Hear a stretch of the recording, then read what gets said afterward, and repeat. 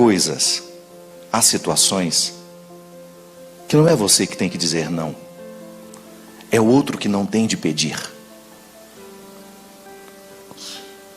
Nós não podemos nos adaptar, nós não podemos dar um passo atrás na educação que nós já recebemos um dia, de saber respeitar um espaço, até mesmo um território sagrado. Às vezes eu vejo a maneira como nós entramos dentro das igrejas, o desrespeito é tão grande, porque não há diferença entre lá fora e aqui. Eu levo muitos peregrinos pelo mundo, é a primeira coisa que eu digo para eles no primeiro momento da nossa peregrinação: gente, perceba a sacralidade de cada lugar. Não entre dentro da igreja da mesma forma como você entra no mercado. Não estou falando de religião ainda não. Estou falando de valores, de virtudes, de educação, que é a base, é o primeiro instrumental dessa vida interior que vai nos qualificar como pessoas. É o primeiro tijolo na edificação dessa vida interior, que depois vai me dar condições de ser uma pessoa suportável do ponto de vista social. Eu não estou falando suportável de só suportar não, viu? De ser harmoniosa na minha convivência. Minha gente, essa é a maior riqueza que você pode ter na vida. Você estabelecer desde o início este alicerce que vai lhe dar condições de ser uma pessoa educada. Educada. De ser uma pessoa que tenha sensibilidade de perceber o que deve e o que não deve. Onde começa o seu direito, onde começa o seu dever, e de você exercer-se assim. Nós não estamos no Evangelho ainda, nós estamos em Aristóteles, nós estamos em Platão, nós estamos nos primórdios da filosofia, dessa filosofia ocidental que nós conhecemos, que inclusive estabeleceu as nossas normas de direito, de política, de economia. Mesmo que você nunca tenha lido uma página de Aristóteles, mesmo que você nunca tenha lido uma página de Platão, a sua fé, essa sistematização teológica que nós temos, foi influenciada por eles. Mas Jesus, o que tem Jesus a ver com essa história? Não, Jesus é absolutamente original no que disse. Quando eu digo na sistematização teológica, é quando nós vamos estudar Tomás de Aquino, quando nós vamos estudar Agostinho, porque esses homens eram muito inteligentes. E eles começaram a pensar a fé a partir da filosofia. Eles deram um passo atrás. Eles quiseram trazer racionalidade para que o nosso discurso pudesse ser respeitado pelos outros, antes por nós mesmos. Sabe por quê? Nós só vamos viver se de fato houver uma coerência para nós.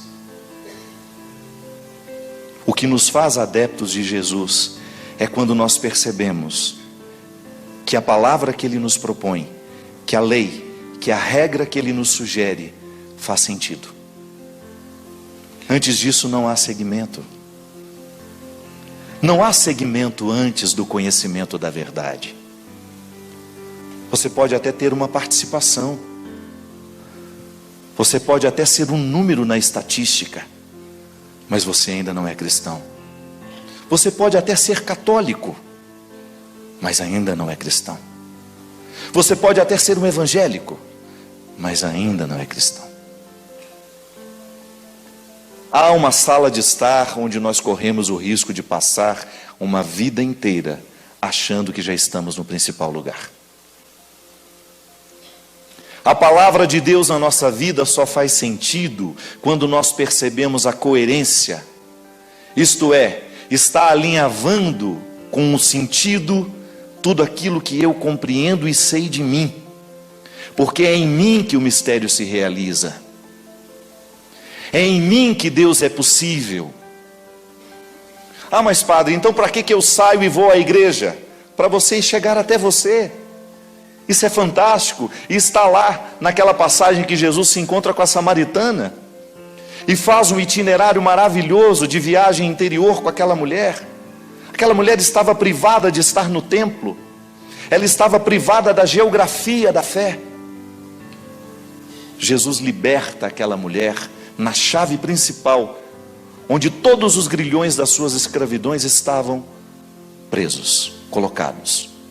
Mulher, vai chegar um momento, e o momento já chegou, em que não será aqui, não será ali, não será lá, mas será em si mesmo, em espírito, em verdade. Então eu posso simbolicamente, religiosamente, sair da minha casa e ir até a igreja. Por quê? Porque lá, aquelas paredes, aquele altar, aquela liturgia, me facilita entrar para dentro de mim. E entrando dentro de mim, eu começo a viver a experiência de um confronto pessoal com Deus, que vai me mostrando cada detalhe da minha indigência, sem nunca me rejeitar.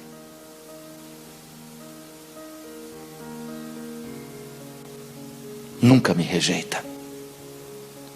A minha indigência, essa indigência moral que eu descubro, essa indigência emocional, e aí você pode desdobrar essa indigência em todos os aspectos que você percebe em você. Eu tenho indigências morais, você tem. Nem sempre eu sou justo. Nem sempre na minha relação com as pessoas eu sou capaz de fazer prevalecer a justiça. É uma indigência. O que provoca essa indigência? É um dever de casa a ser feito. Em algum momento da minha vida, alguém me traumatizou, alguém me negligenciou uma necessidade, e pode ser que aquilo tenha ficado definitivo em mim, o medo de não ter. Geralmente, quando a gente foi muito pobre na infância, a gente leva um tempo para ser generoso depois que a vida nos deu alguma coisa. Não é verdade? Há pessoas que não. Há pessoas que parece que já saem da pobreza prontos para a generosidade, mas nem sempre é assim. Quantas vezes eu experimentei isso em mim? Vivi muita indigência material e de repente eu tinha. De repente não estou mais privado. Mas a minha tendência era acumular. Sabe o que era isso? Não estou falando de dinheiro, não estou falando de coisa boba. Calça, sapato, camisa. Gente, eu sou daquela geração que tinha um sapato 2, 3 anos, que usava até aquilo furar por baixo. A gente colocava uma fita isolante para evitar o buraco aparecer. Os dedos já não podiam nem levantar. Eu sou dessa fase. Experimentei muito a necessidade material. E identifiquei exatamente em mim quando é que essa carência de um dia começou a determinar o adulto que já não carecia mais. Olha que relação interessante. Doentia. Uma criança carente que ainda não foi curada em mim, ditando o meu jeito de ser hoje. Bem, mas eu não preciso mais acumular, eu tenho. Por que ainda estou na necessidade do acumular? Porque ainda não estou livre de um dia não ter tido. E eu ainda não estou curado, porque para mim liberdade é cura. É a experiência de diariamente livrar-me de mim mesmo. Ah, mas são os outros que me amarram. Não. Toda e qualquer escravidão, ela se estabelece no íntimo da nossa consciência. Não é de fora que os outros nos escravizam. Eu posso até ter todos os estímulos da escravidão que me vêm pelos outros. Eu digo isso sempre. Dependendo do círculo de amizades que você tem, da qualidade de vida das pessoas que lhe influenciam, se elas são pessoas livres, é natural que você queira ser também. Mas se elas estão todas amarradas em suas escravidões sociais, é muito provável que você repita o comportamento sem até se problematizar. A indigência moral, ela não é, a superação da indigência moral não é processual, assim como é a superação da indigência física. O controle, digamos, porque indigentes físicos nós seremos a vida inteira. O seu corpo continua limitado, a sua pele continua sem ser posta ao sol. Desculpe-me, é o sol também, né? Ao fogo, mas está administrada. Você assimilou essa indigência. Você sabe muito bem que você não pode pular de um prédio de 10 andares. Seu corpo não está preparado para isso. Agora eu pergunto, por que nós não vivemos o mesmo cuidado com a indigência moral? Por que nós não temos os mesmos cercados de proteção que nós temos para a indigência física, para as dimensões morais, para as dimensões emocionais? Por que nós também não identificamos essas indigências que não podem ser mensuradas? Eu não tenho como medir o tanto que você é ciumento, mas isso é indigência, porque o ciúme lhe coloca numa situação desfavorável diante de si mesmo. Você perde a paz, você perde o sossego. Nenhuma relação é saudável quando o ciúme, esse sentimento de posse, está perpassando o caminho dos dois, ou o caminho entre mãe e um filho, entre um filho e um pai. O ciúme estabelece-se onde existe gente. E sem medo de errar, todos nós temos uma dose de ciúme. Eu não tenho ciúme de ninguém. Mentira. Além de tudo, é mentiroso. Porque no fundo tem. É porque talvez você esteja confortável emocionalmente. Passe por um processo, por uma ameaça de perder, para você ver. Quando nós estamos no conforto da emoção, é natural que a gente não reconheça que tem ciúmes. O desconforto é que vai mostrar onde é que está a sua fragilidade. Aí tudo bem, não é nenhum problema você reconhecer que é tendencioso a sentir o ciúme, a querer o outro para você. Tá bom, mas essa indigência precisa ser trabalhada. É empenho. Qualifica o ser humano quando ele se dispõe a viver esse empenho diário de ir melhorando o que ele tem, o que ele é, o que ele pode, o que ele não pode. À medida em que eu vou tomando conta de tudo aquilo que me faz ser quem eu sou, eu vou assumindo mais autonomia, eu vou ficando mais livre.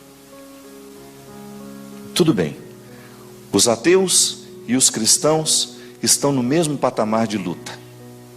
Ninguém está dispensado.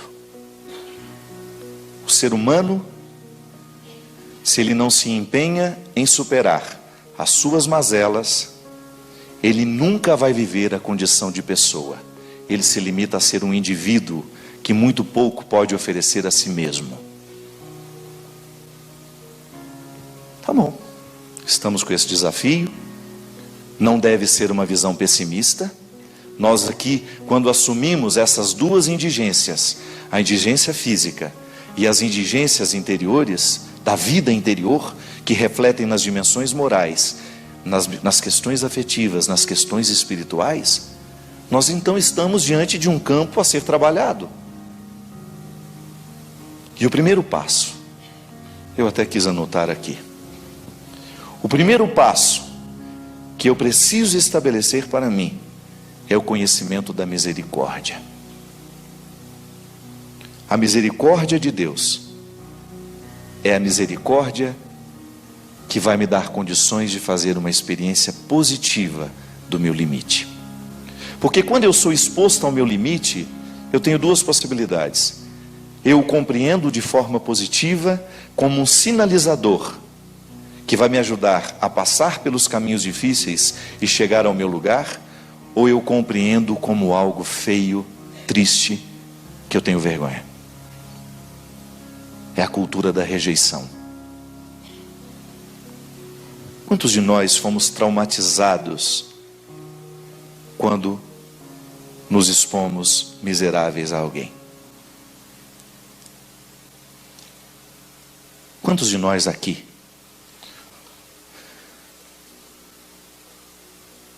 criamos uma rejeição interior por nós mesmos? Porque aquilo que você oferecia de si mesmo não bastava para alegrar o outro. E quando nós somos crianças, nós ainda não temos maturidade para poder dizer: eu não tenho obrigação de te fazer feliz. Isso é com o tempo que a gente vai ficando livre disso. Não é assim? Só o tempo vai nos amadurecendo para perceber: olha, se você gosta de mim, que bom. Se não, há bilhões e bilhões de pessoas no mundo que você possa gostar. Eu não tenho que me adequar ao que você quer para ser querido por você. Uma criança não tem essa maturidade. Uma criança sofre naturalmente a imposição dos olhares que tomam conta dela, porque ela está experimentando duas indigências, e uma mais prevalecente, que é a indigência física. É impressionante a nossa dependência de pai e mãe. Como nós precisamos que vocês gostem da gente. Chega a doer. E às vezes você não gosta daquilo que eu verdadeiramente mostro para você. O seu olhar me reprova. E eu não estou lhe mostrando alguma coisa que eu não sou. Eu estou lhe mostrando o ser limitado que sou naquela hora. E aí os traumas são estabelecidos em nós. O trauma não é outra coisa senão o momento em que nós oferecemos só o que podemos oferecer. E aquilo que oferecemos não é o suficiente para aquele que recebe.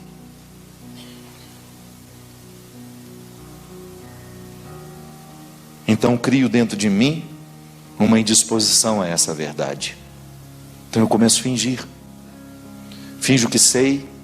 Isso na sala de aula é tão presente, não é? Tem professoras aqui?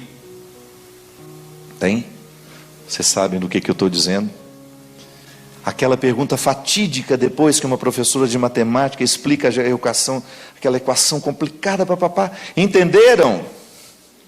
E olha para trás. Aí você é doido para falar que não, é a maioria. Acabou, destruiu. Destruiu toda e qualquer possibilidade de você mostrar a sua fragilidade. Eu não entendi com a mesma rapidez que você. E tenho vergonha de dizer isso. Onde começou isso, minha gente? Com aqueles que tiveram a primeira ascendência sobre nós. Nós não somos por acaso. Em algum momento da vida a gente começou a se rejeitar, porque o outro não aceitava o pouco que a gente poderia oferecer. E não é nenhum problema a gente ter tão pouco para oferecer. Sabe, Senhor, o que tenho é tão pouco para dar, mas este pouco nós queremos com os irmãos compartilhar. Isso é lindo. Mas na hora que você compartilha o pouco e você vê o olhar de reprovação daquele que você esperava se alegrar, é como o primeiro desenho que a gente faz. Os psicólogos são tão radicais que dizem que até o primeiro cocô, que você tem que comemorar o cocô do seu filho. Que coisa linda! É. Que coisinha mais tchutchuca. Agora não. Nossa Senhora, pelo amor de Deus, gente, esse menino tá podre. Porque é a primeira produção que você pode fazer sozinho, né? O que você primeiro fez na vida?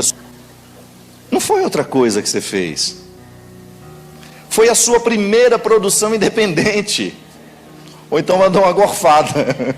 Ninguém precisa ajudar para a criança fazer isso. Só um exemplo bobo, simples, de como nós não aprendemos a colher o que o outro nos oferece. Nós somos pretensiosos o tempo todo. Nós estamos o tempo todo a serviço também de uma rejeição interior que nos faz cada vez mais indispostos aos limites. Mas essa indisposição, ela só nos faz mal. Eu, toda vez que rejeito a minha natureza, toda vez que eu me coloco diante de um Deus assim, acreditando que Ele tem uma rejeição por mim, Ou então quando eu sou ensinado assim, de que Deus tem constantes rejeições por nós, não há possibilidade de haver ali um encontro saudável. A primeira superação que eu preciso viver, quando eu me torno consciente do processo, minha gente, porque isso também é interessante de identificar. Quando é que nessa vida eu comecei a identificar que havia uma rejeição pelas minhas indigências? Quando foi que eu fiquei mais clarificado das dificuldades que eu tinha de mim, comigo, que foram me colocados pela minha mãe, por exemplo? A relação com a minha mãe me fez muito bem, mas ela também me fez mal. E eu preciso separar o joio do trigo, senão a maturidade não acontece. Senão eu não serei capaz de compreender o que de fato ela fez de bom para mim, porque fica tudo tão misturado, que eu perco a capacidade de compreender onde é que estava aquela influência que veio de fora e que não correspondia ao que Deus esperava de mim. Porque isso eu não tenho dúvida. O que Deus espera de mim, o que Deus espera de você é a sua autenticidade. É que você seja você. Preguei semana retrasada sobre aquele texto. Vós sois o sal da terra, vós sois a luz do mundo. Veja bem que Jesus não está falando de um futuro. Vós deveis ser. Vós deveis ser o sal. Vós deveis ser a luz. Não. Ele está falando no presente. Vós sois o sal da terra. Vós sois a luz do mundo. Então eu sei, a teologia me ensina, a antropologia teológica me ensina, que toda a vida cristã, toda a riqueza da vida humana já me foi dada. Está aqui dentro de mim. Agora o que eu preciso fazer é florescer. Erro quando digo a riqueza da vida cristã. A riqueza da vida cristã é quando eu assumo, eu quero a vida cristã para mim. Alguém vai e me batiza. Depois eu vou livremente e confirmo. E depois venho regularmente a esse altar para buscar os sacramentos que vão intensificar o desenvolvimento dessa semente que me foi dada. Deus não tem uma visão distorcida de mim. Os outros até podem ter, eu posso ter, mas a visão que Deus tem de mim não é distorcida. E a Ele eu devo satisfações. Eu não posso criar a minha vida para agradar as pessoas, se eu estou desagradando aquilo que Deus colocou em mim como a semente mais original que Ele podia criar. E somos todos originais. Eu não tenho o direito de rejeitar essa semente que Deus colocou em mim, que faz ser quem eu sou. Eu não posso, é o pior pecado que eu posso cometer na vida, é abrir mão de ser quem eu sou. Padre, mas como é que então nós vamos conciliar essa afirmação que o senhor faz com essa história que a gente escuta a vida inteira de que nós precisamos deixar Deus fazer em nós, que nós precisamos curvar a nossa cabeça, que nós precisamos fazer a vontade de Deus? Pois é, compreenda isso da maneira como merece e precisa ser compreendida. Tudo o que Deus quer de você já está em você. Agora é só desenvolver. Mas como é que eu desenvolvo, Padre? Sabendo primeiro o que Deus quer de você, o que Ele colocou em você. Não morra ignorante, não morra sem saber tudo o que Deus deixou em você. Não morra sem saber todas as virtudes que o Senhor depositou na sua vida, na sua estrutura humana. Você é único, você é uma riqueza. E pode ser que você tenha sido estragado por muitos indigentes que não souberam administrar as suas indigências interiores. Porque onde existe alguém que não sabe administrar uma indigência interior, ali existe um estrago que contamina muitos que estão ao lado. Eu, como padre, pense no estrago que eu posso fazer se eu não tiver uma honestidade diante de mim mesmo. Eu, toda vez que eu tenho a oportunidade de pregar o Evangelho, eu quero despertar o que as pessoas têm de melhor. Eu preciso cada vez mais trabalhar essa perspectiva em mim, para que isso repercuta naturalmente nos que estão de fora. Quando eu ensino a misericórdia, eu não estou falando de uma condescendência com o pecado. Eu estou falando de um caminho que nos permite chegar à nossa verdade. Então agora eu sou um limitado, eu sou um indigente, eu vou passar a mão na minha cabeça o tempo todo. Não, é o contrário, eu vou me pôr para correr. Vai fazer o que precisa ser feito. Vai correr atrás dos seus prejuízos. Nós não temos o direito de ficar vivendo essa rejeição interior, porque alguém um dia nos rejeitou, ou porque alguém um dia não nos amou como a gente precisava ser amado. Isso é infantilismo. Eu não tenho o direito de justificar os meus erros, porque alguém errou comigo. Não tenho o direito. Eu tenho que cavar com profundidade a minha existência, para descobrir nos meus dias, onde é que se abriga essa força. E lá, quando você tem contato com você, quando você descobre o que você rejeita em você, que não deveria ser rejeitado, você começa a encaminhar muitas soluções na sua vida. Primeira coisa, não rejeite o seu pecado, não tenha medo dele não. Qual é? Isso eu não faço.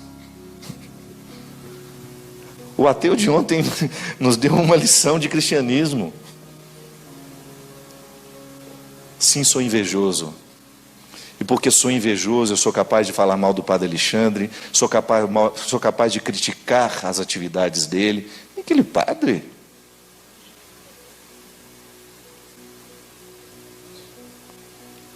Eu, quando sou invejoso, eu sou uma bomba. Porque eu sou capaz de ser cruel. Então, toda vez que eu percebo a inveja em mim, eu pego ela na mão.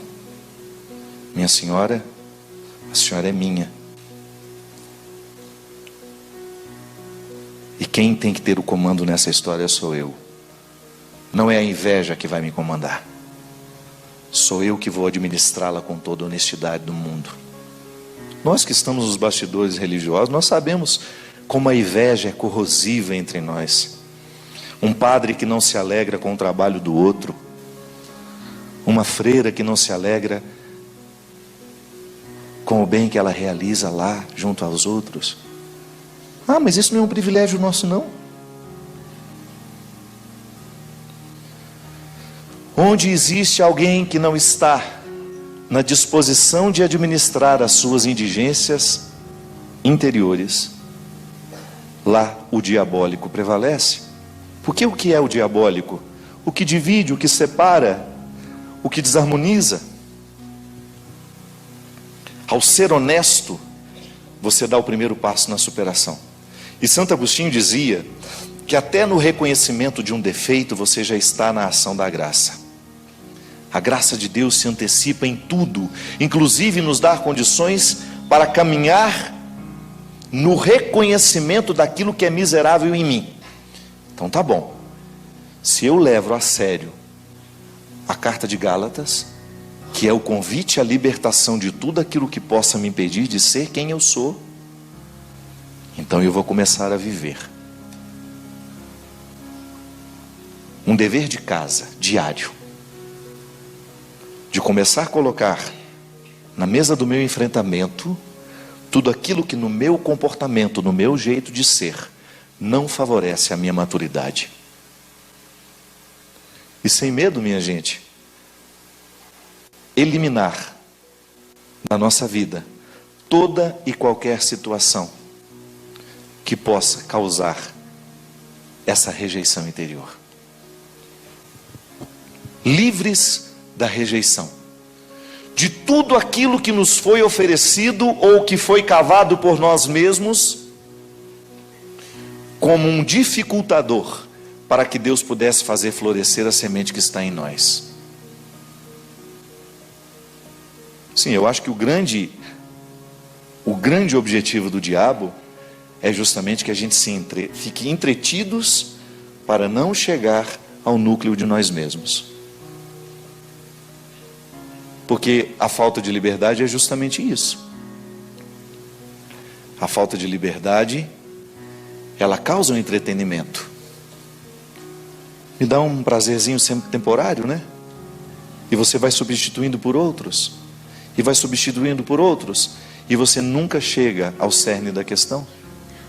Não há uma superação, há um entretenimento. Eu posso muito bem viver uma vida sem liberdade, parecendo que sou livre. Hoje esse discurso da libertinagem, né, não é outra coisa senão um bando de gente amarrada em suas necessidades, sem nenhuma disposição de lidar com elas para superá-las. E o caos social se estabelece aí, onde os libertinos fazem parecer ser liberdade o que eles vivem. Uma gente que não quer regra. Se todos fossem iguais a você, que não gosta de regras, que insuportável seria viver. Vamos mudar a música do Tom Jobim. Quando existe uma pessoa no núcleo familiar que não faz essa lição de casa, de corrigir na vida interior, ou de colocar essa indigência interior sob a dinâmica do trabalho, da rotina, da luta, é insuportável. Uma pessoa que não muda. Ah, eu já estou velha demais para mudar. Pois é. Pois então, saiba que envelhecerá na amargura. Porque quem não muda fica só. Quem não está disposto a viver a lapidação do Evangelho. Porque isso é tão interessante. Quanto mais você mergulha no conhecimento de Deus, mais Ele vai apontando para você onde é que estão as suas rejeições. E Ele lhe ajuda a viver o acolhimento dessas situações para que você cuide delas, não para que você se acostume com elas. Então tá bom, eu vou reconhecer que sou ciumento e vou ficar a vida inteira dizendo, sou ciumento, sou injusto. Não. A ação de Deus na nossa vida é justamente no primeiro momento esclarecer-nos.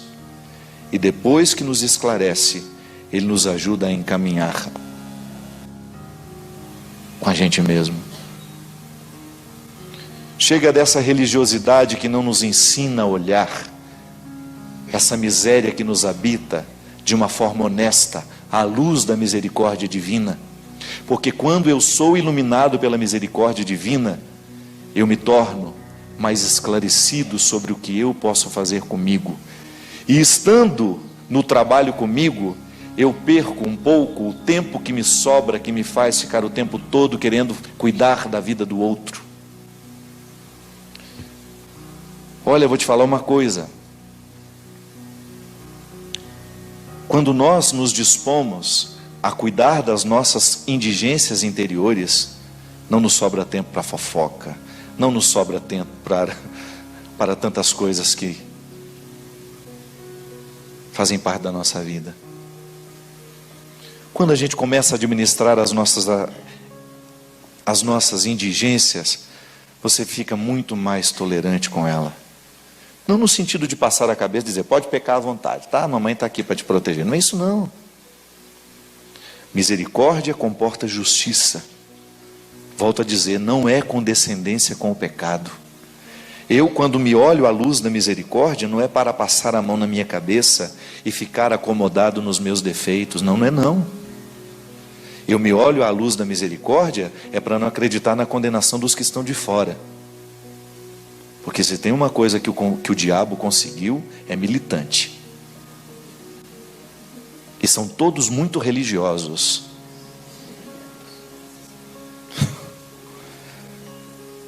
Estão todos muito militantes. Quando eu quero viver, eu tenho que ir para a solidão.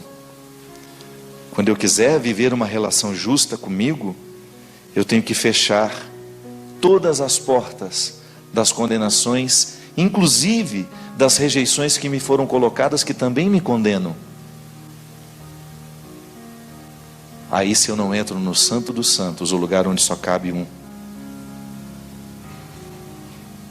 nada acontece. Se eu quiser falar com Deus, tenho que ficar a sós. Tenho que apagar a luz. Tenho que desfazer os nós. Do sapato, da gravata, dos meus sonhos, dos desejos. Tenho que esquecer a data. Tenho que perder a conta. Tenho que ter a alma e o corpo nu. Se eu quiser falar com Deus, eu tenho que lamber as escadarias de toda e qualquer vaidade que eu tenho em mim. Limpá-la, eu tenho que sangrar tudo que em mim é um obstáculo.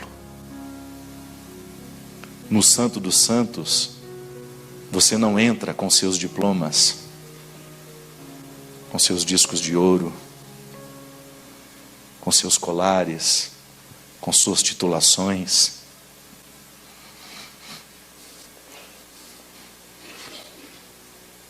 No Santo dos Santos, nós entramos só nus.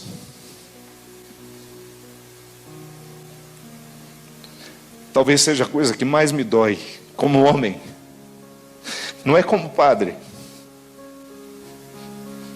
Talvez seja o sentimento que mais me machuca. É quando eu vejo um discurso religioso negando a outro o direito de ser recebido por Deus.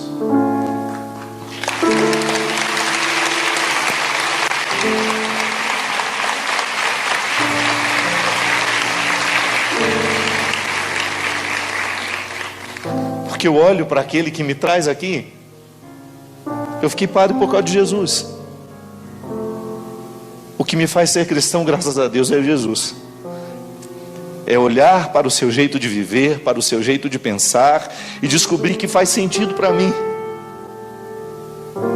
Faz sentido para mim.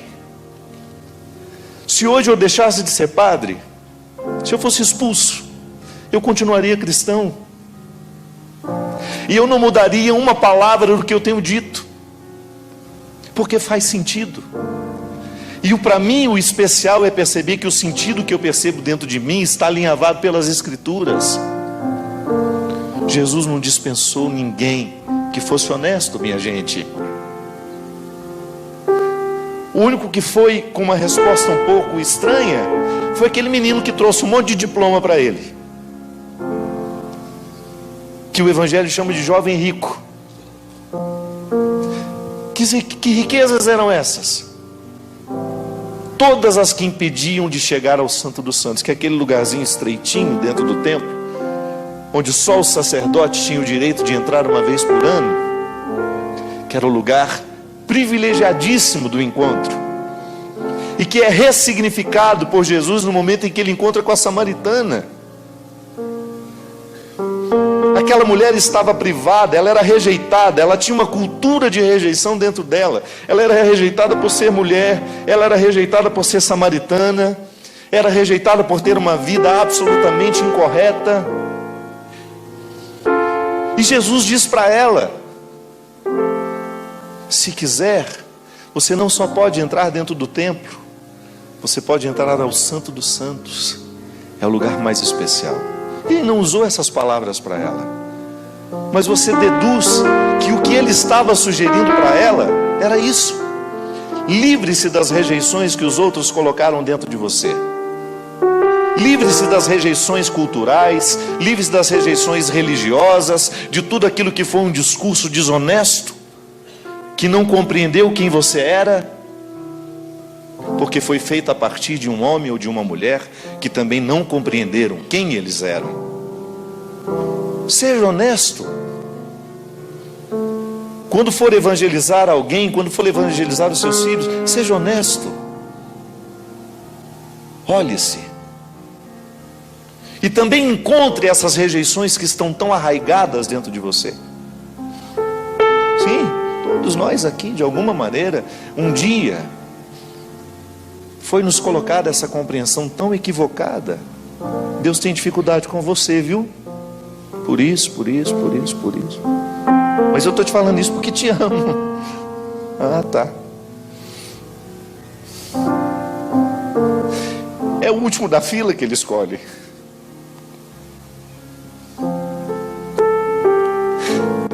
Você olha para os apóstolos, os discípulos que Jesus quis com ele, eu não escolheria nenhum deles.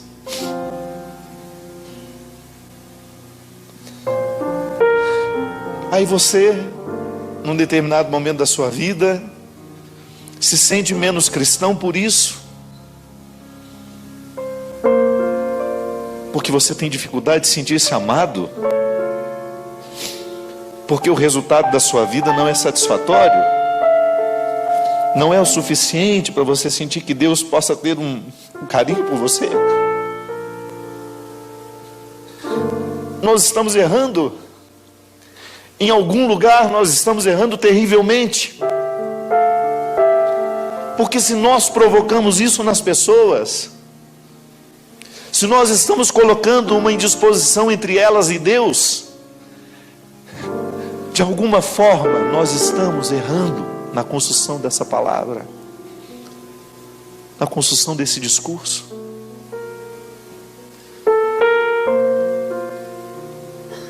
Eu não sei o que restou de você, eu não sei quantos anos você tem de cristianismo, eu não sei quais foram as batalhas que você precisou enfrentar, quantas pessoas olharam com desdém para você, quantas pessoas ainda olham nos dias de hoje não acreditando na sua luta. Eu não sei quantas pessoas olharam com desprezo para você pelos erros que você havia cometido ou pelas próprias escolhas erradas que você fez, não sei. O que eu sei é que se você não colocar essa rejeição sob comando, você ficará privado de saber o quanto Deus ama você. Ele troca reinos. A palavra diz isso. Troca reinos. Dispensa toda e qualquer riqueza para ficar com você. Eu não tenho direito de mudar uma linha desse evangelho. Então, se eu estou errado, eu prefiro errar ao lado dos que hoje são rejeitados. Se eu estou errado,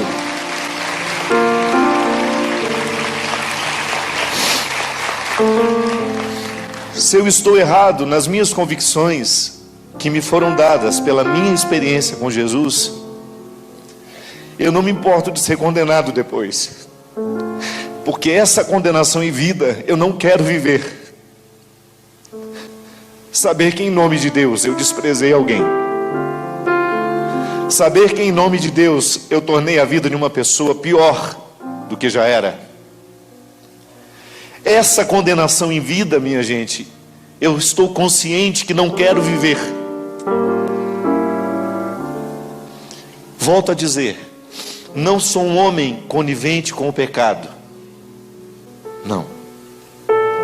Em nenhum momento da minha vida vocês vão me ver conivente com as estruturas diabólicas que nos rondam, que matam os nossos filhos, com as mentalidades que estão cada vez mais diabólicas e socializadas. Não estou falando disso. O que eu não quero é perder a oportunidade de anunciar esse Deus amoroso, libertador, que provoca uma vida nova em toda criatura que honestamente dele se aproxima. E se hoje você é essa criatura, para isso eu vim aqui.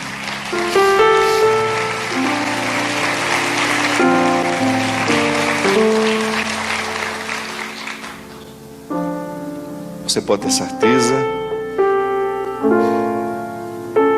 que eu sou um homem de muitos erros, de muitos defeitos, mas eu não perco de vista o amor que Deus tem por mim.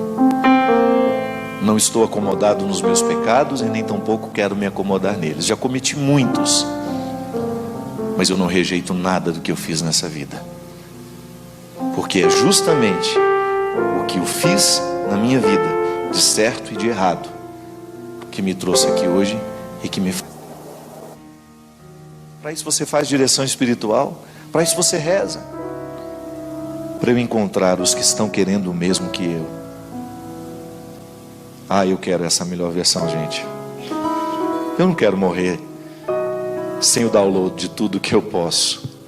Sabe, quando eu sei que Deus colocou dentro de mim um ser humano tão bonito, eu quero fazer ele vir para fora.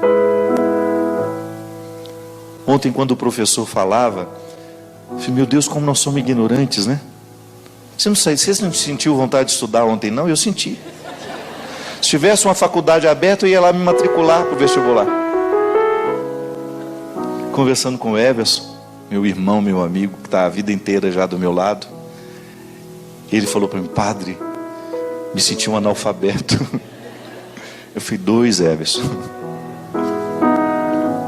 É tão bom a gente ver uma pessoa sábia, um conhecimento, articulando tudo aquilo que a cultura lhe deu.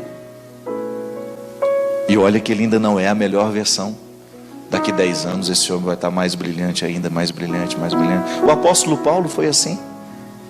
Aquela versão, quando caiu do cavalo, nossa, matava a gente. Mandava matar a gente. Olha a última versão de Paulo. É essa que nos chega. Um homem brilhante que conseguiu compreender a liberdade humana, que compreendeu Deus inerente ao homem, o homem inerente a Deus. Quando eu olho, eu não sou ainda a última versão que posso. Tenho tanta coisa a buscar dentro de mim. Então, para isso, eu preciso olhar bem para as pessoas que eu deixo me influenciarem. Sabe, isso é sério. Se eu insisto numa ambiência fútil, esqueço, não vou crescer. Agora, se eu me cerco de situações e pessoas que vão me ajudar a avançar, 5 pessoas? Existe a média, né? Falam que o estudo que nós somos a média das 5 pessoas que a gente mais convive. Se a gente convive com pessoas que nos influenciam de forma negativa, a gente vai se tornando como elas. Sério isso, né? Quem são as suas 5 pessoas? Quem são as pessoas que lhe influenciam? Quem são as pessoas que você lê? Obrigado. Quem são as pessoas que você lê? Como vivem? Sabe? Isso é sério. Está aí dentro, mas se você não fizer esforço, não cresce da mesma forma como fossa, como crescem seus ossos. Vida interior é labor auxiliado pela graça. Quem não crê em Deus, descobre na vida virtuosa uma forma de controlar as indigências. Nós que cremos em Deus, temos ainda o auxílio da graça, que é toda a compreensão de fé que nós temos de que Deus nos ampara para que diariamente a gente possa superar essas indigências. Eu acredito mesmo na possibilidade de administrar essas indigências, que parte da própria conscientização delas, né? Eu acho que não pode haver uma vida cristã se não há um primeiro encontro com essa indigência, um acolhimento dessa indigência, a libertação das rejeições. Se eu vivo uma rejeição por aquilo que eu sou, se eu ainda não assimilei o ser limitado que eu sou, eu nunca vou conseguir potencializar o ser que sou.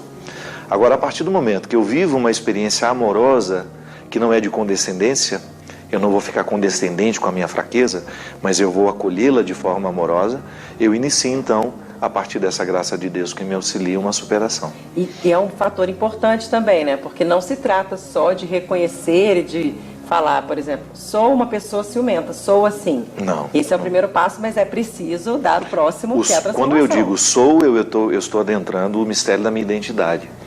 E é muito bom quando eu tenho coragem de dizer o sou àquele que está ao meu lado, porque eu vivo um comprometimento. Então, se você me reconhece ciumento, e eu sempre digo que não, dificilmente eu vou iniciar um processo de superação disso.